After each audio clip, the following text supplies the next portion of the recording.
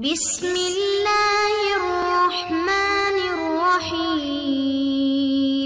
السلام علیکم معزز طلباء کرام، آپ کیسے ہیں؟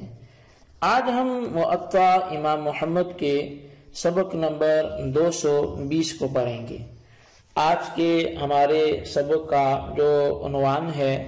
وہ ایلا کے مسئلے میں اختلاف کی نوعیت، اس عنوان سے ہے، چونکہ اس حوالے سے جو ہمارا کلام احادیث کی قرات کی صورت میں تھا وہ تو گزشتہ اسباق میں ہو چکا، گزشتہ سبق میں ہو چکا۔ آج جو ہماری گفتگو ہوگی وہ ایلا کا شرعی اور اصطلاحی معنی کیا ہے، اور اس کے بارے میں جو ائمہ کرام کا اختلاف ہے وہ کیا ہے، امام شافعی، امام مالک، امام احمد بن حنبل، ان کا کیا نظریہ ہے، اور ایک طرف امام اعظم ہیں، ان کا کیا نظریہ ہے۔ تو اس پر ہماری گفتگو ہوگی اور پھر ہمارا سبق اختتام کو پہنچے گا۔ تو سب سے پہلے ایلا کی شرعی جو تعریف ہے اصطلاحی، اس پر ہم توجہ کرتے ہیں۔ اصل میں ایلا جو ہے وہ شرعی اصطلاح میں اس کا جو مطلب ہے وہ یہ ہے کہ مرد کا قسم اٹھانا، مرد یعنی جو شوہر ہے وہ قسم اٹھائے۔ قسم کیا اٹھاتا ہے؟ وہ قسم یہ اٹھاتا ہے کہ وہ اپنی بیوی سے 4 ماہ یا اس سے بھی زائد عرصے تک جمع نہیں کرے گا، یہ ایلا کہلاتا ہے۔ اب ایلا جو ہے وہ بہر صورت قسم ہی ہے، اگر اپنی قسم کو کوئی شخص پورا کر لیتا ہے، یعنی 4 ماہ تک وہ نہیں اس کے پاس جاتا، تو قسم کا کفارہ اس سے ساقط ہو جائے گا، اور اگر قسم توڑ دیتا ہے تو کفارہ قسم اس کو دینا پڑے گا۔ اب ائمہ کا ایلا کے بارے میں اختلاف ہے، جس کی تفصیل کچھ یوں ہے۔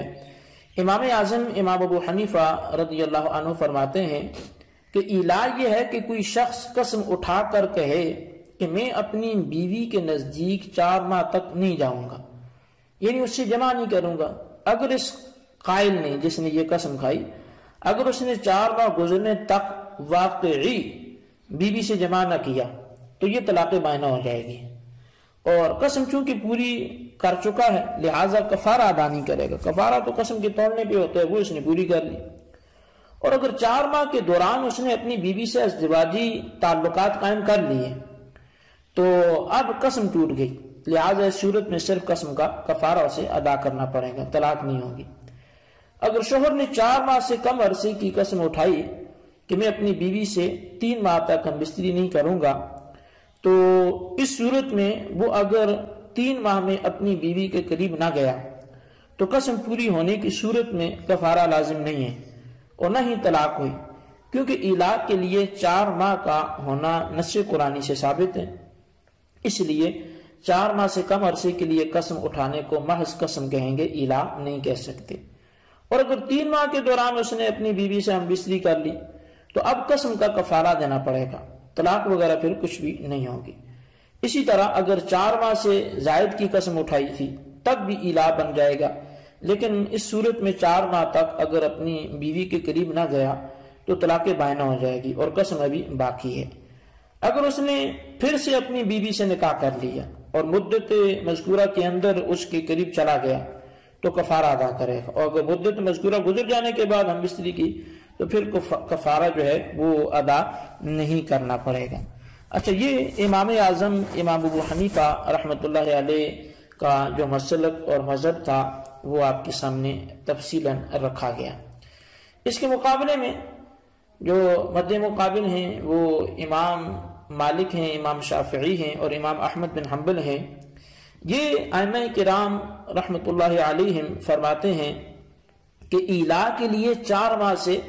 زائد کی قسم اٹھانا ضروری ہے۔ صرف 4 ماہ کی قسم یہ ایلا نہیں ہوگا بلکہ محض قسم ہوگا۔ علامہ ابن قدامہ حنبلی نے اس کی تفصیل کو بیان فرمایا ہے، اور وہ یوں لکھتے ہیں جس کا حاصل کلام یہ ہے کہ اگر کسی شخص نے 4 ماہ سے زائد کی قسم اٹھائی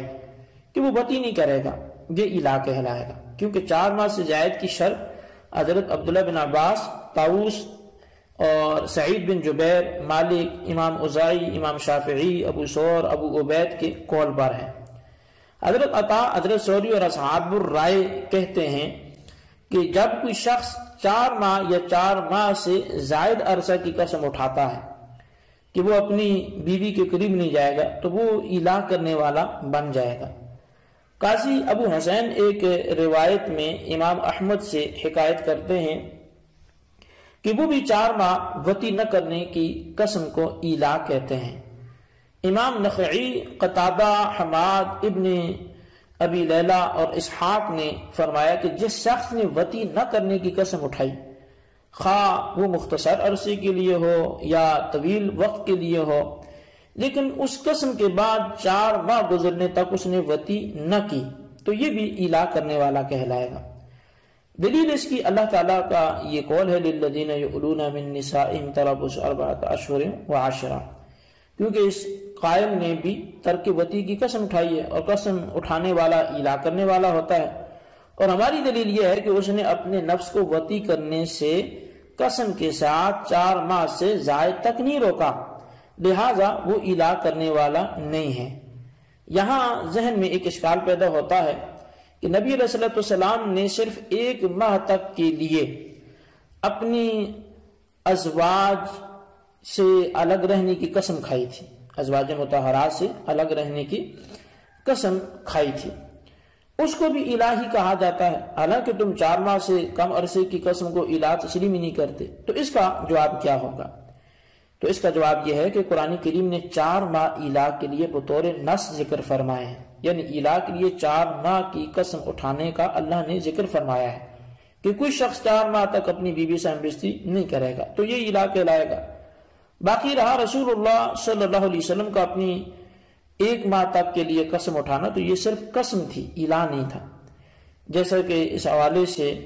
المغنی جلد 2 میں بھی یہ بات موجود ہے۔ یہ بھی یاد رہے کہ اگر کسی نے اپنی بیوی سے 4 ماہ سے زائد تک کی قسم اٹھائی ہو، جیسا کہ ائمہ ثلاثہ کا مذہب ہے کہ وہ 4 ماہ کو الہ میں شمار نہیں کرتے، زائد کو کرتے ہیں، اور پھر وہ قریب نہیں گیا، تو امام اعظم امام ابو حنیفہ کے نزدیک 1 طلاق بائنہ واقع ہو جائے گی، اور امام شافعی، امام احمد بن حنبل، ان کے نزدیک 1 طلاق رجعی واقع ہوگی۔ یعنی الہ کی صورت میں جو احناف کا نظریہ ہے وہ طلاق بائنہ کا ہے، جبکہ دیگر جو ائمہ ہیں یعنی امام شافعی ہیں، امام احمد بن حنبل ہیں، تو ان کا جو نظریہ ہے وہ طلاق رجعی کا ہے، تو یہ بھی ایک وقوع کے اعتبار سے فرق ہے۔ اچھا، اب جو ہم نے احادیث گزشتہ باب میں پڑھی یعنی باب الایلا میں، تو ان میں 2 احادیث کیونکہ یہاں پہ ذکر کی گئی، تو اس حوالے سے اعتراض کیا گیا کہ معطا کی مذکورہ 2 احادیث جو ہیں یہ مسئلے کے احناف کے بھی خلاف ہیں۔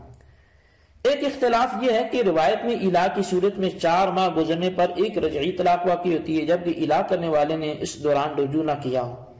جبکہ حناف کا مسئلہ کا پڑھ چکے ہیں کہ صورت مذکورہ میں 1 بائنہ طلاق واقع ہوتی ہے۔ حضرت سعید بن مسیب رضی اللہ عنہ کی مذکورہ روایت کے جو وہاں پہ ہیں وہ 2 جواب یہاں پہ میں عرض کروں گا، یعنی چونکہ اس میں طلاق رجعی کا ذکر ہے جبکہ احناف کا طلاق بائنہ کا ہے، تو پھر حدیث کا جواب کیا ہوگا؟ تو پہلا جواب یہ کہ علامہ بدر الدین عینی رحمۃ اللہ علیہ نے ہدایہ کی شرح میں اس کی وضاحت کرتے ہوئے لکھا ہے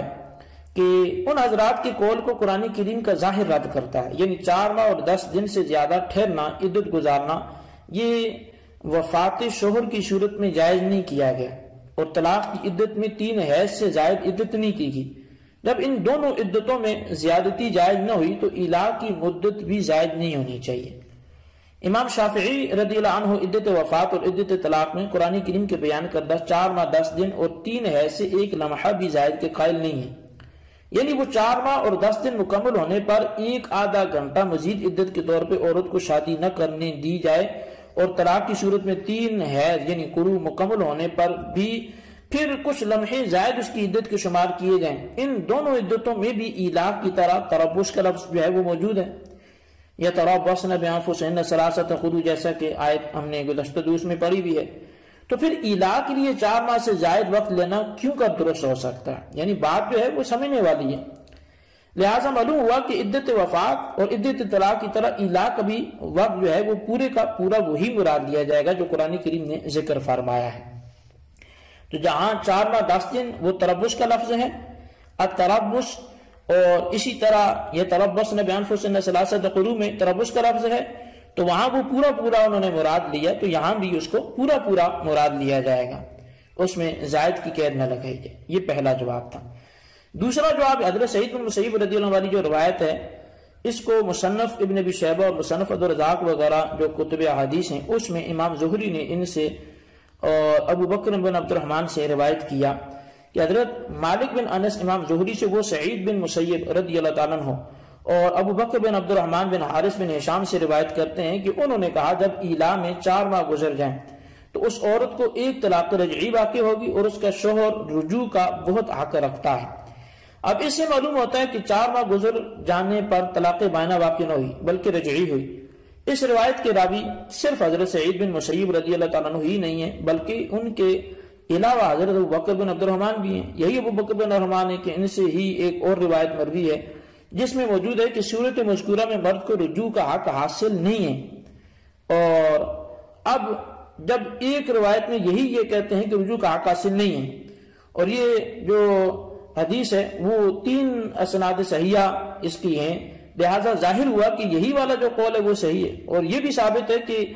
1-2 نہیں بلکہ بکثرت صحابہ کرام سے یہی منقول ہے، تو اس لحاظ سے وہ کم از کم دوسری بات تو لائق استدلال نہیں رہتی اور اسی کو پھر اپنانا پڑے گا۔ معطا امام محمد کی دوسری روایت جو حضرت ابن عمر رضی اللہ عنہما سے مروی ہے اس کا مفہوم یہ ہے کہ 4 ماہ گزر جانے پر شوہر کو عدالت میں لا کھڑا کیا جائے گا تاکہ وہ یا تو طلاق دے یا پھر رجوع کر لے۔ گویا اس مفہوم کے مطابق 4 ماہ گزرنے پر کچھ بھی نہیں ہوا بلکہ طلاق یا رجوع حاکم کے کہنے پر ہوگا۔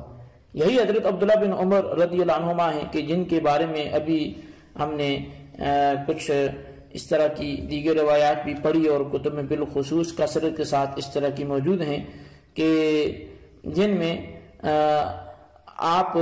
4 ماہ گزرنے پر طلاق بائنہ واقع ہو جانے کے قائل ہیں۔ صاحب ہدایہ نے باب الایلا میں لکھا ہے کہ حضرت عثمان، حضرت علی المرتضیٰ اور تینوں عبداللہ یعنی عبداللہ بن عباس، عبداللہ بن مسعود، عبداللہ بن عمر رضی اللہ عنہم طلاق بائنہ کے قائل ہیں۔ اب یہاں پر میں چاہوں گا کہ بطور اختصار ان حضرات میں سے چند کے اسماء گرامی وہ کتب حدیث سے پیش کرتے ہیں کہ جو 4 ماہ گزرنے پر طلاق بائنہ کے قائل ہیں۔ اس حوالے سے حضرت ابو قلابہ بیان کرتے ہیں کہ حضرت نعمان بن بشیر رضی اللہ تعالیٰ نے اپنی بیوی سے الا کر لیا تو حضرت عبداللہ بن مسعود رضی اللہ عنہما نے فرمایا جب 4 ماہ گزر جائیں گے تو اس کی بیوی اس سے بائنہ ہو جائے گی۔ اسی طرح